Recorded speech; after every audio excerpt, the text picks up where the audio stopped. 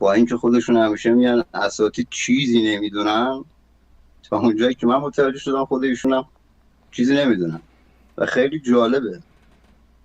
زمانی که من با این آقا آشنا شدم، خب به واسطه حالا علاقه‌ای که به این علوم داریم ما سال‌هاست دنبال میکنیم، زمانی که با ایشون آشنا شدم نیت این بود که ما هر کسی تو این علوم اگر واقعا داره علمی باشه یا حالا اصلا نباشه، وقتی معرفی میکنه خودش رو، ما سراغش بریم ببینیم واقعا حالا این آقا اگر چیزی داره که ما بلد نیستیم اون رو بتونیم یاد بگیریم ازش. آشنایی ما هم از همینجا آتیا شروع شد. ما به عنوان اینکه ایشون حالا استادی هستن پایه رو بر این گذاشتیم. روزهای اول که ایشون رو نمیشناختیم وارد گروه ایشون شدیم به عنوان کسی که حالا شاگرده. یواش یواش که با ایشون آشنا شدیم دیگه خب وارد سیستم خود ایشون شدیم.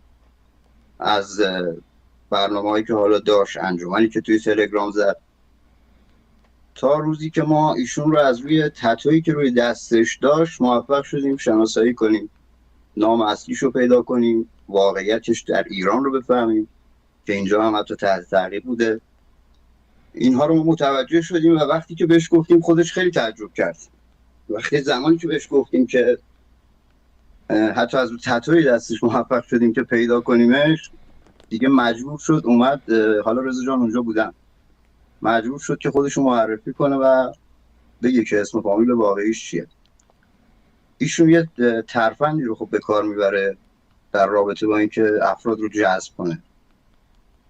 حالا برخلاف چهره‌ای که داره شما قطعا میذارید و مردم میبینن، یک صدایی داره و یک ادبیات خاصی رو استفاده میکنه که جذب کننده است، مخصوصا خانم ها. از اونجایی که حالا خانم ها تو این مسیر زودتر فریب میخورن تا آقایون، بیشتر هم روی خانم ها کار میکنه. حتی بعد از یک مدت که اوایل حالا ادمین های آقا استخدام میکرد یا مسئول سایتش و ادیتورش این آقا بودن، همه رو تغییر داد. از خانم ها استفاده میکرد که حالا آقایون زنگ میزنن یا فلان بیشتر بتونه جذب کنه. کلا سیستم رو خوب بلده چجوری با عواطف مردم بازی کنه و از اونجایی که ایرانی هم حالا از قدیم علاقه خاصی به شنیدن داستان داشتن، اگه دقت کنید بیشتر داستان تعریف میکنه تا بخواد بیاد چیزی برای ارائه داشته باشه.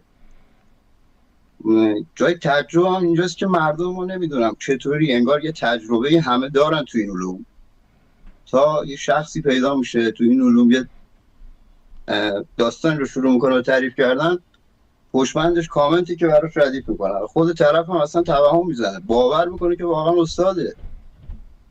من همیشه میگم دوست عزیز، شما وقتی تو این سر رشته‌ای نداری چطور یه ویدیویی رو میبینی میای زیرش مینویسی استاد عالی بود پرقدرت ادامه بده؟